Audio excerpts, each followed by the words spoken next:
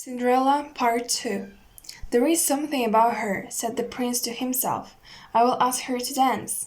And he walked over to Cinderella. Have we met? Said the prince. I am pleased to meet you now, said Cinderella with a bow. I feel as if I know you, said the prince. But of course that's impossible. Many things are possible, said Cinderella, if you wish them to be true. The prince felt a leap in his heart. He and Cinderella danced. When the song was over, they danced again. And they danced again and yet again. Soon the other maidens at the ball grew jealous. Why is he dancing all the time with her? They said. How rude. But all the prince could see was Cinderella. They laughed and talked, and they danced some more. In fact, they danced for so long that Cinderella didn't see the clock. Dong, said the clock. Cinderella looked up. Dong went the clock again. She looked up again. Oh my, she cried out. It's almost midnight. Dong rang the clock. Why does that matter? Said the prince. I must go, said Cinderella. Dong went the clock. But we just met, said the prince. Why leave now? Dong ran the clock. I must go, said Cinderella. She ran to the steps. Dong, said the clock. I cannot hear you, said the prince. The clock is too loud. Dong rang the clock. Goodbye, said Cinderella. Up the stairs she ran. Dong went the clock. Oh dear, she said as one glass slipper fell off her foot on the stair, but Cinderella kept running up. Dong, said the clock. Please wait a moment, said the prince.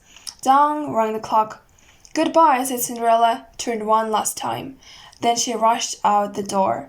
Dong, the clock was quiet. It was midnight. Wait, called the prince. He picked up her glass slipper and rushed out the door. He looked around but couldn't see her blue dress anywhere. This is all I have left from her, he said, looking down at the glass slipper. He saw that it was made in a special way, to fit a foot like none other. Somewhere there is the other glass slipper, he said, and when I find it, I will find her too. Then I will ask her to be my bride. From hut to hut, from house to house went the prince. One young woman after another tried to fit her foot inside the glass slipper, but none could fit. And so the prince moved on. At last the prince came to Cinderella's house. He's coming, called one stepsister as she looked out the window. At the door, screamed the other stepsister. Quick, yelled the stepmother. Get ready, one of you must be the one to fit your foot in that slipper, no matter what. The prince knocked. The stepmother flew open the door.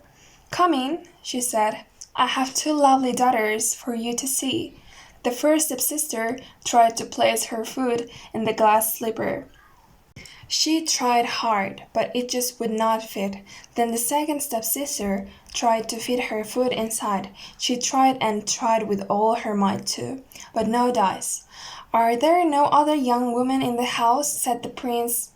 None, said the stepmother. Then I must go, said the prince. Maybe there is one more, said Cinderella, stepping into the room. I thought you said there were no other young women here, said the prince. None who matter, said the stepmother in a hiss. Come here, said the prince. Cinderella stepped up to him. The prince got down on one knee and tried the glass slipper on her foot. It fit perfectly. Then from her pocket, Cinderella took out something. It was the other glass slipper. I knew it, he cried. You are the one. What? Shouted a stepsister. Not her, screamed the other stepsister. This cannot be, yelled the stepmother. But it was too late. The prince knew that Cinderella was the one. He looked into her eyes. He did not see the cinders in her hair or the ashes on her face. I have found you, he said. And I have found you, said Cinderella. And so Cinderella and the prince were married, and they lived happily ever after. Thank you for listening.